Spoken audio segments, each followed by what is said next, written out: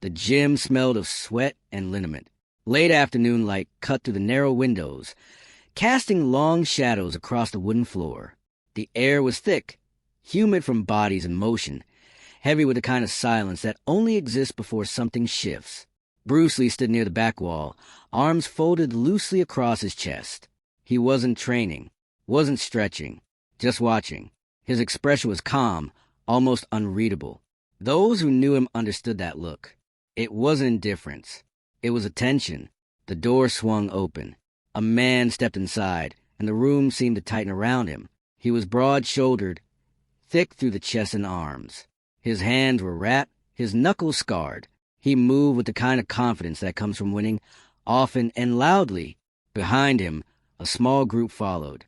Admirers, friends, witnesses. Someone whispered his name. A few heads turned. He was known, a champion in underground circuits. The kind of fighter who didn't need a belt to prove himself. His reputation was built on knockouts, on broken bones, on opponents who didn't get back up. He had never lost. Not publicly. Not in any way that mattered. He scanned the room slowly, assessing. His eyes passed over the heavy bags, the worn mats, the scattered groups of men training in pairs. Then they landed on Bruce. For a moment, nothing happened. Then the champion smiled. It wasn't friendly. He walked forward, his footsteps deliberate. The crowd parted without thinking. He stopped a few feet away from Bruce, tilted his head slightly, and let out a low chuckle. "This is him?" he said, loud enough for the room to hear. "This is the guy everyone talks about?" Bruce didn't move. The champion circled slowly, eyes dragging up and down. "You're what, 130 pounds? Maybe less." He laughed again, louder this time. "Man, I've sparred with flyweights heavier than you." A few people in the crowd laughed with him. Nervous laughter, but laughter all the same. "Look at those arms," the champion continued, gesturing.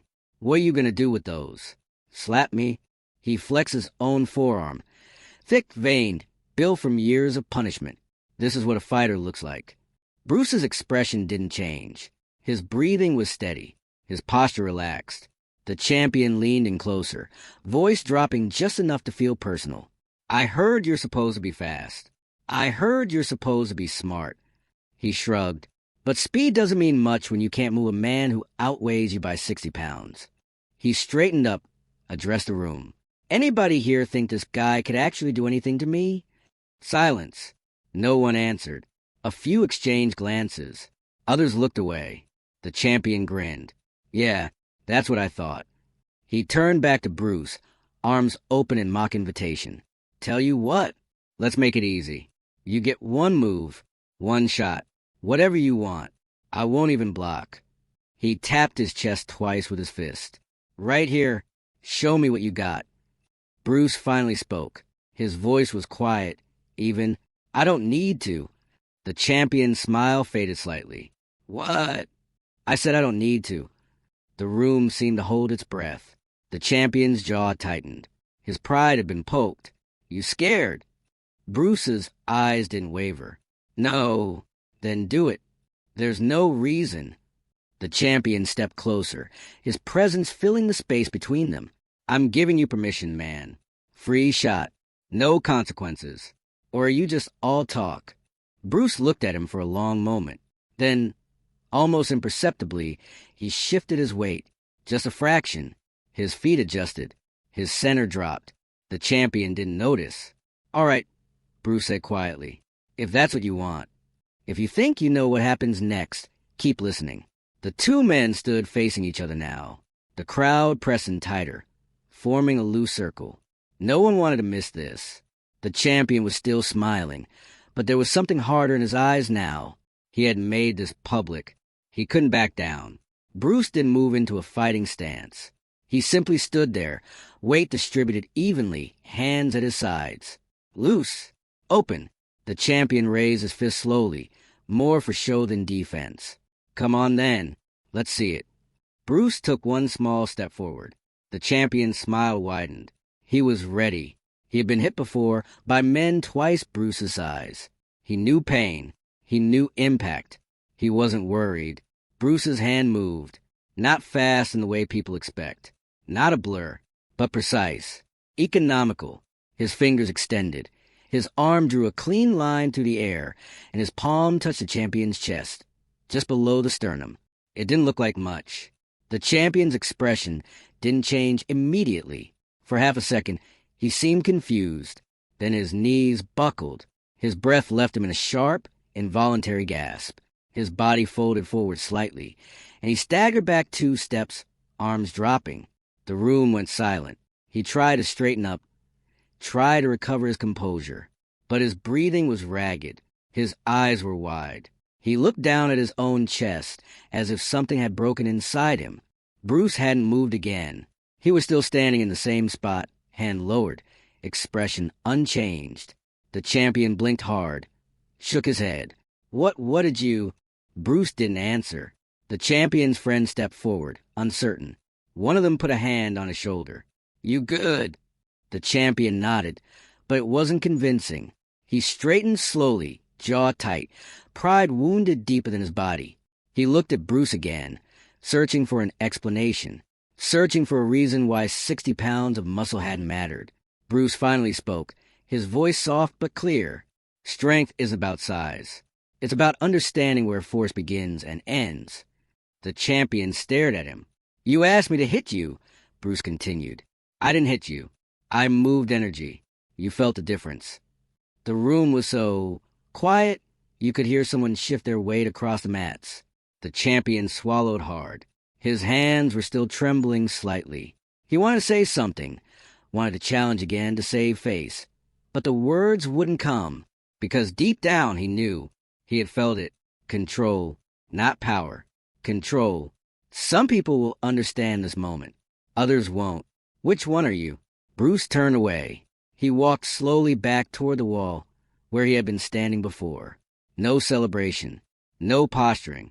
He simply resumed his position, arms folded, watching the room as if nothing had happened. The champion stood there for a few more seconds, breathing still uneven. His friends urged him toward the door. He didn't argue. He left quietly, without another word. The crowd didn't cheer, didn't clap. They just stood there, processing what they had seen. Some looked at Bruce differently now. Others looked at their own hands, their own bodies, wondering what they had misunderstood about fighting all this time. One man, a younger fighter who had been training in the corner, approached Bruce cautiously. How did you do that? Bruce glanced at him. I didn't do anything he didn't allow. The young man frowned. What does that mean? Bruce's gaze was steady. He thought size made him untouchable. That belief created an opening. I just walked through it. The young man nodded slowly, though it was clear he didn't fully grasp it yet. Bruce didn't explain further. Some lessons can't be taught with words. The weeks that followed were strange. The story spread, as stories do, but it didn't spread the way most fight stories spread. There were no exaggerations, no claims of supernatural speed or impossible power. Those who had been there spoke carefully, almost cautiously, as if they were still trying to make sense of it themselves. He barely moved. It didn't look like anything, but the guy just stopped.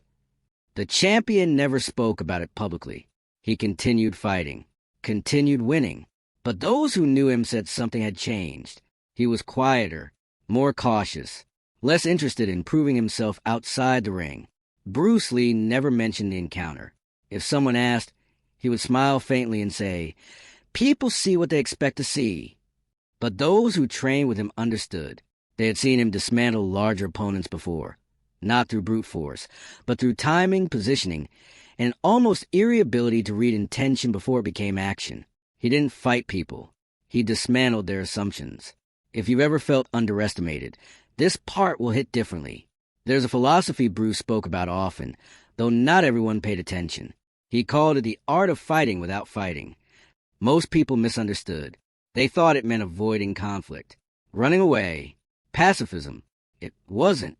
It meant understanding conflict so deeply that you could end it before it truly began.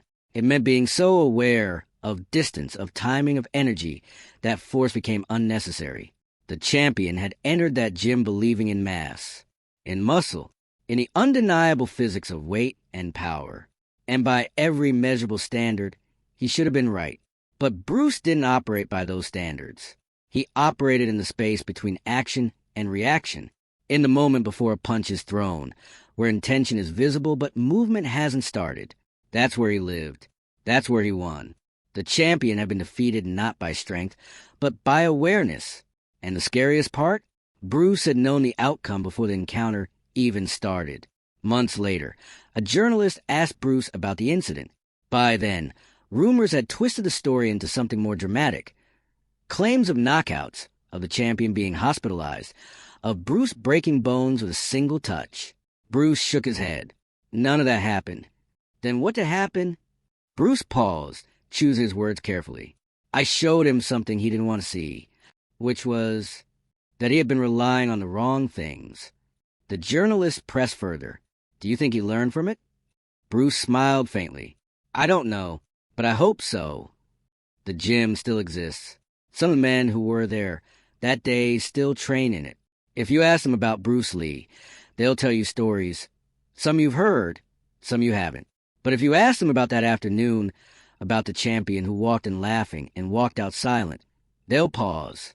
They'll tell you it wasn't dramatic, wasn't loud, wasn't the kind of thing you'd put in a movie, but it was real, and it changed the way they thought about fighting, about strength, about what it means to be truly dangerous. Comment discipline if you understand why he didn't strike. Here's what most people miss. Bruce Lee wasn't trying to humiliate the champion. He wasn't trying to prove himself. He had nothing to prove. The champion had walked in with an assumption. That size equals dominance. That muscle equals victory. That confidence built on past wins would carry him through any challenge. Bruce simply dismantled that assumption. Not with cruelty, not with ego, but with clarity. He showed the champion and everyone watching that the rules they believed in were incomplete, that there were layers to combat most people never even considered. Speed isn't about how fast you move. It's about how early you see. Power isn't about how hard you hit. It's about where you place the energy. Control isn't about dominating someone. It's about understanding them better than they understand themselves. The champion had been fighting his entire life, but he had never fought someone who was thinking 3 moves ahead before the first move even started. And that's what made the difference. There's a quote Bruce used to say, one that didn't make sense to most people at first. The enemy is not the opponent. The enemy is the illusion that the opponent is the problem. The champion wasn't Bruce's enemy. The champion's belief system was. And in 7 seconds, Bruce shattered it. No one knows exactly what the champion felt in that moment. He never spoke about it in detail. But those who study body language, who understand the subtleties of human reaction, could see it in his face. Confusion, disbelief, and then, slowly, realization. He hadn't been outmatched by strength. He had been outthought. And that's a different kind of loss. It's the kind that stays with you. The kind that doesn't heal with rest or training. The kind that forces you to question everything you thought you knew. Some men walk away from moments like that and never grow. They bury the memory, rebuild the ego, tell themselves it was a fluke. Others walk away changed. We don't know which path the champion chose, but we know he never challenged Bruce again. In the years that followed, Bruce Lee's philosophy spread far beyond martial arts. It influenced filmmakers, athletes, entrepreneurs, anyone seeking mastery in their field. But the core idea remained the same. True power is not loud. It doesn't announce itself. It doesn't need to. It simply is. And when you encounter it, you know, not because it hurts you, but because it shows you how much you didn't know. The gym closed down years ago. The men who were there have scattered across the world. Some still train. Some don't. But if you find them, if you sit down with them over a drink and ask about that day, they'll remember. They'll remember the silence. They'll remember the way the champion's confidence crumbled without a single injury. They'll remember the way Bruce walked back to the wall, as if nothing had happened, as if he had just proven the most obvious truth in the world. And they'll tell you the same thing. It wasn't about winning. It was about showing us what we were blind to. If the story made you think differently about strength, say why in the comments. There's a lesson buried in this story. Maybe you caught it. Maybe you're still thinking about it. It's not about Bruce Lee being superhuman. It's not about some secret technique lost to time. It's about this. The things that make you feel powerful, size, reputation, past victories, can also make you blind. The champion walked into that gym untouchable. Or so he thought. But untouchable isn't the same as unbeatable. And arrogance isn't the same as confidence. Bruce Lee understood the difference. The champion learned it. Some say the champion went on to become a better fighter after that day. Others say he retired quietly, his spirit never quite recovering. We don't know which version is true. Maybe both. Maybe neither. But here's what we do know. The story survived. Not because it was violent. Not because it was dramatic. But because it was true in the way legends are true. It revealed something people needed to see. And once you see it, you can't unsee it. Strength is not what you think it is. Mastery is not what you've been told. And the most dangerous people in the world aren't the loudest. They're the ones who understand silence.